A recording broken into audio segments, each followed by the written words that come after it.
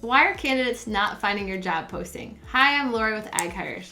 Are you frustrated that you're lacking candidates applying to your job posting? It's likely because you don't have the right keywords infused in your job description so that candidates can find and apply to your role. When you think about infusing keywords, think about searchability. Is your job posting easily found by candidates? When trying to visualize what that looks like, a candidate could be typing in different keywords that don't match your job description.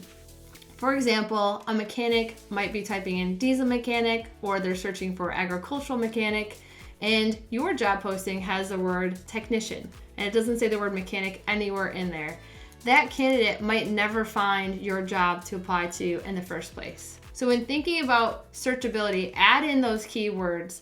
For a role like this, I would suggest tech, technician, mechanic, and maintenance somehow being infused some way in the wording of the job posting. Also consider adding industry keywords as well. You might have candidates specifically looking to have a job in the agricultural industry, and they might be typing in agricultural jobs or farm jobs. So if you are a company that's in ag, you might also want to infuse extra keywords for the industry to also be found and more searchable. The last tip is thinking about making sure your title isn't getting too creative or too vague.